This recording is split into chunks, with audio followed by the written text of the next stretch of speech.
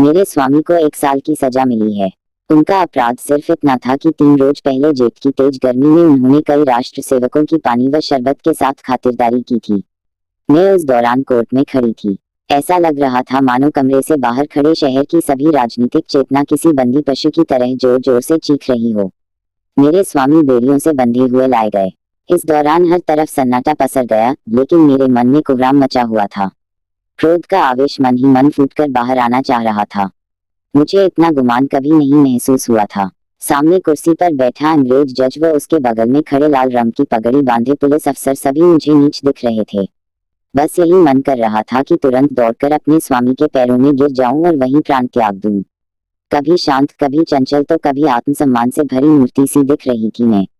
मेरे मुख पर किसी तरह का अफसोस या ग्लानि नहीं झलक रही थी। किसी की सेवा को अपराध करार देना व उसके 1 साल की जेल की सजा सुनाना, गजब की न्याय व्यवस्था है। ऐसे में तो मैं 100 बार ये गुनाह करने को तैयार हूँ। मेरे स्वामी जाने लगे और जाते वक्त मेरी ओर देखकर मुस्कुराए और फिर आगे बढ़ गए। कोर्ट से बाहर आकर मैंने 5 रुपये की मिठाई खरीदी और कुछ राष्ट्रीय सेवकों को आमंत्रित कर मिठाई खिलाया। उसी दिन शाम होते ही मैं पहली बार कांग्रेस के जलसे में शामिल होने से खुद को रोक न सकी। यही नहीं, मैंने मंच पर जाकर भाषण भी दिया। अंदर द्वेष इतना भरा था कि सत्याग्रह का प्रण भी ले लिया। उस समय मेरे अंदर इतनी शक्ति कहां से आ गई मुझे खुद भी पता नहीं चला, लेकिन हाँ, सब कुछ न्यौछावर हो जाने के बाद अब किस बात का डर था। भगवान का कठिन से कठिन प्रहार भी अब मेरा क्या ही बिगाड़ सकता था। अगले दिन मैंने पिताजी व ससुर जी के लिए 2 पत्र लिखे। ससुर जी को पेंशन मिलती थी और पिताजी जंगल के महकमे में अच्छे पोस्ट पर आसीन थे, परंतु अफसोस कि सारा दिन बीत जाने के बावजूद कोई जवाब नहीं आया। उसके अगले दिन भी किसी का खत नहीं आया, लेकिन तीसरे रोज दोनों लोगों का जवाब आया। ससुर जी ने पत्र में लिखा था कि मुझे लगा था कि वृद्धावस्था में तुम दोनों मेरा सहारा बनोगे, लेकिन अब कोई फायदा नहीं। तुम दोनों ने मेरी आस पर पानी फेर दिया। मुझे सरकार से पेंशन मिलती है, लेकिन तुम्हें अपने यहाँ रखकर मैं इस पेंशन को नहीं खोना चाहता। पिताजी के पत्र में भी कुछ ऐसा ही कठोर जवाब सुनने को मिला। पिताजी को इसी वर्ष ग्रेड मिलने वाला था, परंतु अगर वो मुझे अपने पास बुलाते तो उन्हें ग्रेड से हाथ धोना पड़ता। ऐसे में वो मेरी मौखिक रूप से मदद करने के लिए तैयार थे। मेरा मन दुखी हुआ और मैंने इन दोनों खत को जला दिया व उसके बाद उन्हें और कोई खत नहीं लिखा। इसे ही कहते हैं स्वार्थ, जिसका प्रभाव इतना प्रबल होता है कि वक्त पर अपनी संतान भी नहीं नजर आती। ससुर व पिता दोनों ने मुंह फेर लिया। लेकिन अभी मेरी आयु ही क्या है, अभी तो मुझे दुनिया देखनी है। इतने में किसी ने बाहर मेरे दरवाजे की कुंडी खटखटाते मुझे आवाज दी। मैं सहम गई, मेरे रोंगटे खड़े हो गए। मैं दरवाजे पर कान लगाकर सुनने की कोशिश कर रही थी कि कहीं वो बदमाश तो नहीं। फिर मैंने कठोर आवाज में कहा, कौन है, क्या काम है? बाबू ज्ञानचंद की आवाज सुनकर मैं थोड़ी शांत हुई। ये मेरे स्वामी के सबसे अच्छे मित्र हैं। उनके साथ एक महिला भी आई थी, वह उनकी पत्नी थी। पहली बार वो मेरे घर आई, मैंने उन्हें आदर भाव से प्रणाम कर अंदर बुलाया। ये दोनों ऊपर आकर बैठे व बेहद ही दरियादिल से मुझे संतावना देने लगे। उनकी पत्नी के विचार देखकर मुझे ये समझ आ गया कि वो एक सशक्त महिला है। उनके चेहरे से ही उनकी प्रतिभा झलक रही थी। दोहरी कदकाठी के साथ चेहरे पर रोब व जेवरों से लदी किसी महारानी से कम नहीं लग रही थी। खास बात तो ये थी कि बाहर से वो जितनी ही कठोर दिख रही थी, अंदर से उतनी ही करुणा से भरी हुई थी। उनसे बातचीत शुरू हुई। ज्ञान जी की पत्नी, क्या घर पर किसी को खत लिखा? मैंने कहा हाँ। ज्ञान जी की पत्नी, कोई घर से लेने आ रहा? मैंने कहा नहीं, पिताजी व ससुर जी में से कोई मुझे अपने साथ रखने को तैयार नहीं है। ज्ञान जी की पत्नी, तो फिर आगे क्या करने का सोचा है? मैंने कहा फिलहाल के लिए तो यहीं पर हूँ। ज्ञान जी की पत्नी, हम लोगों के साथ हमारे घर क्यों नहीं चल रही हो? अकेले मैं तुम्हें यहाँ नहीं रहने दूंगी। इस दौरान खुफिया के दूत घर के बाहर डटे हुए हैं। मुझे आशंका हो गई थी कि ये खुफिया के दूत ही होंगे। ज्ञान जी ने अपनी पत्नी की ओर देखा और पूछा, मैं तांगा ले आऊं? ज्ञान जी की पत्नी ने इशारे में ही आज्ञा दे दी। ज्ञान जी तुरंत द्वार की तरफ चले। तभी ज्ञान जी की पत्नी ने बोला, रुको, कितने तांगे लेकर आओगे? ज्ञान जी घबराकर बोले, कितने? ज्ञान जी की पत्नी, हाँ कितने? एक तांगे पर सिर्फ 3 लोग ही बैठ सकते हैं, बाकी के सामान, बिस्तर, बर्तन आदि कैसे जाएंगे? ज्ञान जी, फिर 2 ले आऊं? ज्ञान जी बोले। ज्ञान जी की पत्नी, एक तांगे पर कितना सामान जाएगा? ज्ञान जी, फिर ठीक है 3 ले आता हूँ। ज्ञान जी की पत्नी, हाँ तो जाओ भी, अब इतनी देर क्यों कर रहे हो? जब तक मैं कुछ कहती तब तक ज्ञान जी निकल गए। मैंने संकोचते हुए उनकी पत्नी से कहा, मेरे आने से आपको तकलीफ होगी। कठोर वाणी में ज्ञान जी की पत्नी ने बोला, हाँ तकलीफ तो होगी, तुम किलो भर आटा खाओगी, घर का एक जगह भी घेर लोगी, ये सब क्या कम कष्ट है। इतना सुनकर मैंने कहा, क्या बहन आप ही। उनकी पत्नी ने मेरा कंधे पर हाथ रखकर बोला, जब तुम्हारे स्वामी वापस आ जाए तो मुझे अपने घर में रख लेना, हिसाब बराबर हो जाएगा। अब ठीक है ना, तो चलो सारा सामान बांध लो। ये सब देखकर बिल्कुल सपने जैसा लग रहा था। इतनी उदास स्त्री मैंने आज तक नहीं देखी थी। मुझे उनमें बड़ी बहन दिख रही थी। ऐसा लग रहा था जैसे क्रोध व चिंता जैसी चीजों पर उन्होंने काबू पा लिया है। हर वक्त उनके मुख से मधुर वाणी निकलती थी, जैसे मानो सरस्वती का वास हो। उनकी कोई संतान नहीं थी, लेकिन फिर भी वो दुखी नहीं थी। घर का काम वो स्वयं करती और बाहर के काम के लिए एक लड़का रख रखा था। आश्चर्य तो इस बात का था कि दिन भर मेहनत करने के बाद भी वो कभी आराम न करती। यही नहीं, उनका आहार भी बेहद कम था। इतना ही नहीं, दिन भर वो मुझे कुछ न कुछ खिलाने के लिए परेशान रहती। एक काम नहीं करने देती, बस यहाँ यही बुरा लगता था। मगर इनके घर कैसे एक सप्ताह गुजर गया पता तक नहीं चला। तभी मुझे एक दिन वो दूत यहाँ दिखाई दिए। उन्हें यहाँ देख मैं घबरा गई। मैंने सोचा ये मेरे पीछे यहाँ तक आ गए। तभी उन्होंने कहा कि कुत्ते हैं, भौंकने के अलावा कुछ नहीं कर सकते। मैं मन ही मन चिंतित थी। मैंने बोला, कुत्ते हैं, काट भी तो सकते हैं।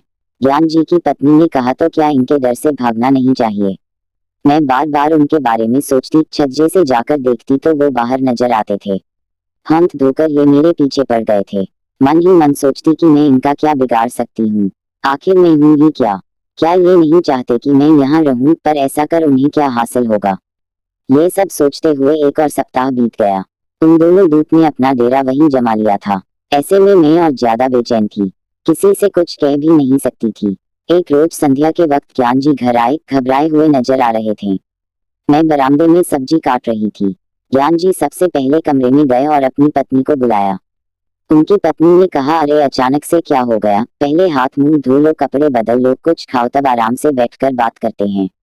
उन्होंने पत्नी से बात करने के लिए दोबारा आग्रह करते हुए कहा, तुम क्यों नहीं समझ रही, मेरी जान पर बन आई है। फिर भी ज्ञान जी की पत्नी ने वहीं बैठे हुए कहा कि बात क्या है, बताते क्यों नहीं। ज्ञान जी ने कहा, पहले इधर आओ। इतने में मैं खुद वहां से दूर जाने लगी। तभी ज्ञान जी की पत्नी ने मुझे हाथ पकड़कर रोक लिया। मैं कोशिश करके भी उनसे हाथ नहीं छुड़ा पाई। ज्ञान जी मेरे सामने वो बात नहीं कहना चाहते थे, लेकिन उनसे इंतजार भी नहीं हो रहा था। उन्होंने तुरंत कहा, आज मेरे व प्रधानाचार्य के बीच झगड़ा हो गया।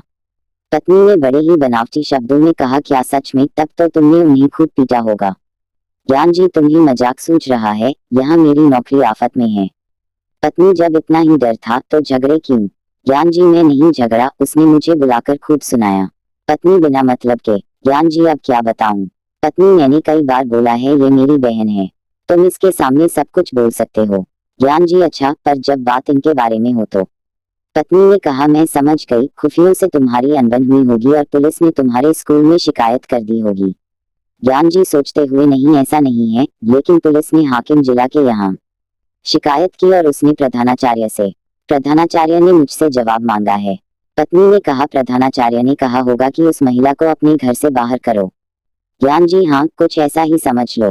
पत्नी, फिर तुमने क्या कहा। ज्ञान जी, फिलहाल मैंने कुछ नहीं कहा है, वहाँ कुछ समझ नहीं आ रहा था। पत्नी ने गुस्से में कहा, जब तुम इसका जवाब जानते हो फिर सोचना कैसा।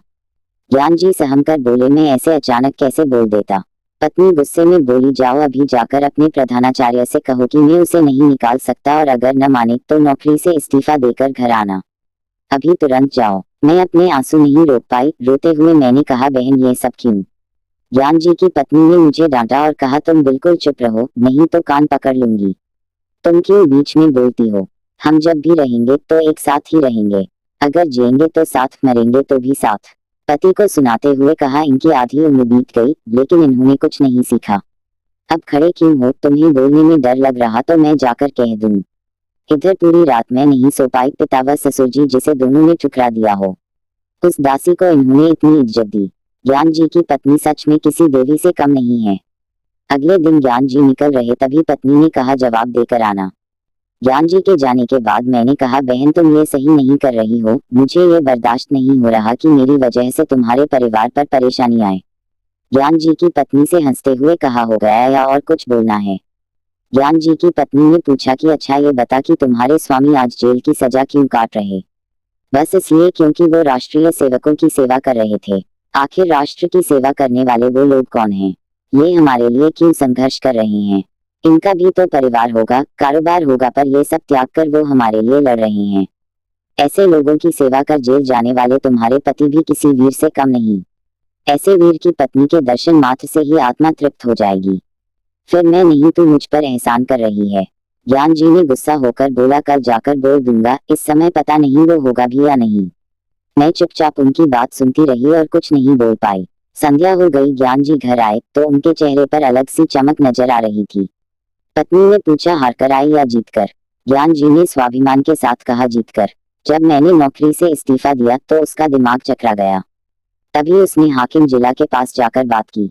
वापस आकर उसने बोला, आप राजनीतिक जलसों में क्यों नहीं शरीक होते? मैंने बोला, ना भाई, मैं कभी न जाऊं।